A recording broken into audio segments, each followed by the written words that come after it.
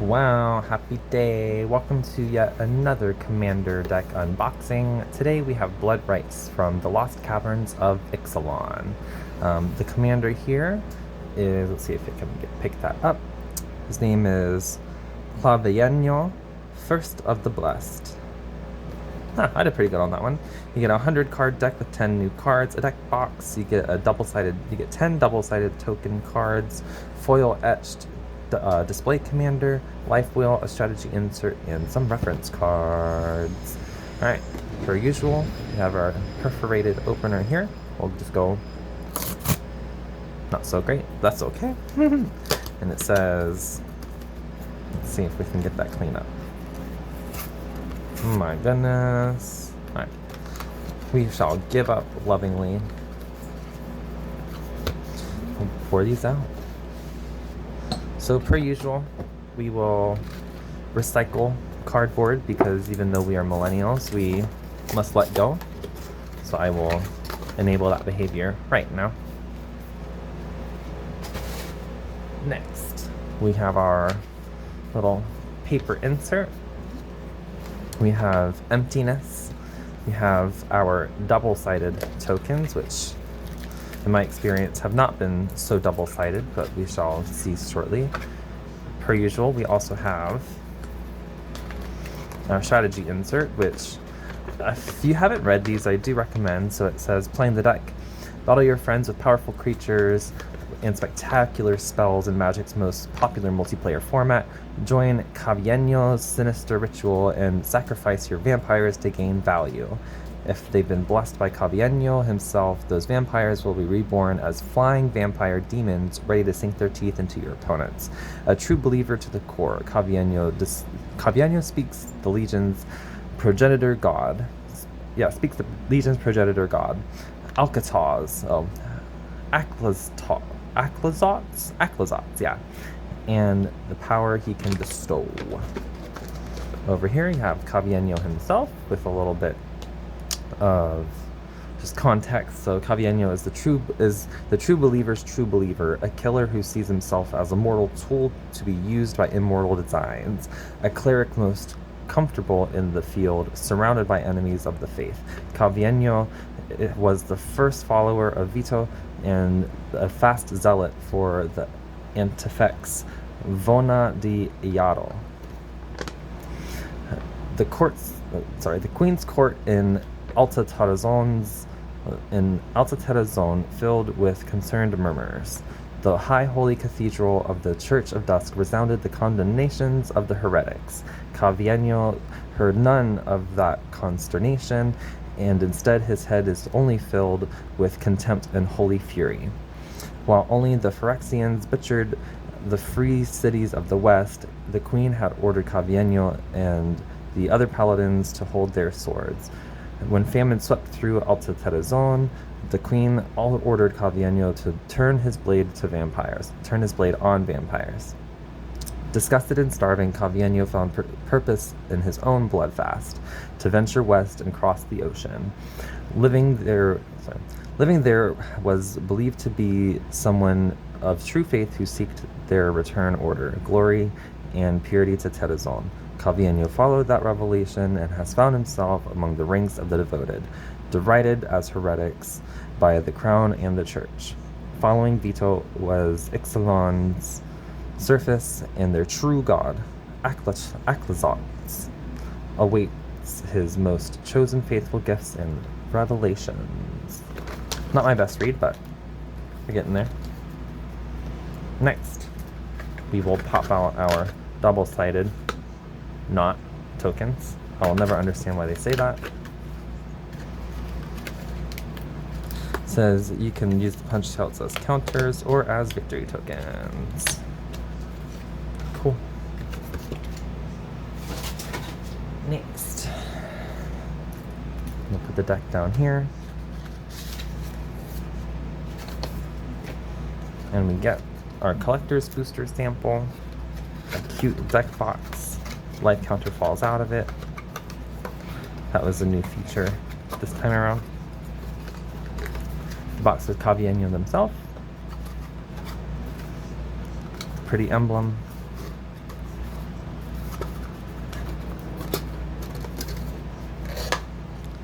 And as usual, 21 to 1.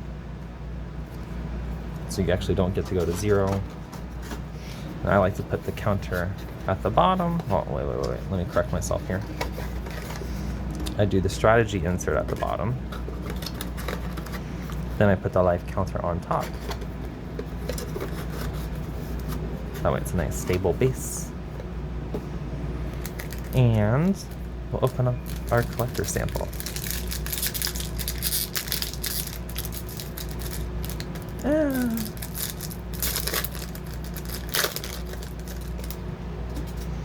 And boop, add per usual. First card. Ooh, Ixalan, Daring Traveler, legendary creature, human fairy scout. It is 2 mana white. It's a really pretty card, actually. It says create X map tokens where X is 1 plus the number of opponents who control an artifact. When Ixalan attacks, reveal the top card of my library. If a creature card with mana of value 3 or less, put it into my hand, otherwise I can put it into my graveyard. And finally, it's looking really spicy. Wow. It is Earthshaker Dreadmaw. Oh yeah, so that was a rare. This is an uncommon. It's a 6 mana 6/6 with trample. When it enters the battlefield, I can draw a card for each dinosaur I control. Standard dinosaur. Alrighty, let's do it.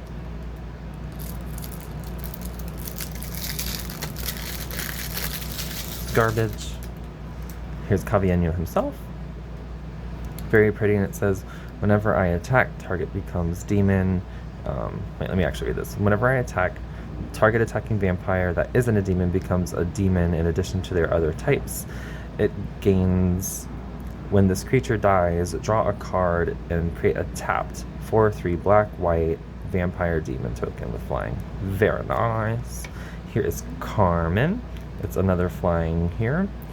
And it says, so it's a vampire flying. That means that this would be a vampire demon with flying. It says, when a player sacrifices a permanent, put a +1 counter on Carmen and they gain a life. When Carmen attacks, return up to 1 target permanent card with mana value less or equal to Carmen, so 5, from my graveyard to the battlefield. Next is Martyr of the Dusk. Let's see if there's anything else in here. Swords of Plowshares, Blood Artist, Bloodline Necromancer. These are all new to me, which is cool. Then we have Bartolome del Presidio. Oh, that makes sense. Presidio. There you go. Sacrifice another creature or artifact, put a +1 counter on Bartolome del Presidio. Cruel Celebrant, Chains of the Chosen, Legion Lieutenant, common. There's standard Soul Ring, Boljukabog.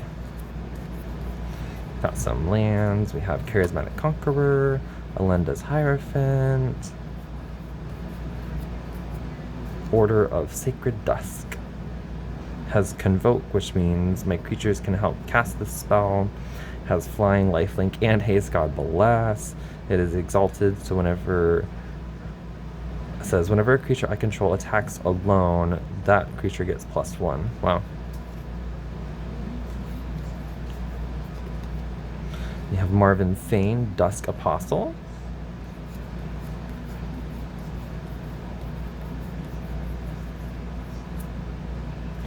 Let's see, Glasscast Heart. It's pretty. It says whenever 1 or more vampires I control attack, create a blood token, which is discard a card, sacrifice, and draw a card. I can pay 1 life and create a black-white vampire, or I can pay swamp, tap, and pay 1 life, or I can pay 2 swamps and tap.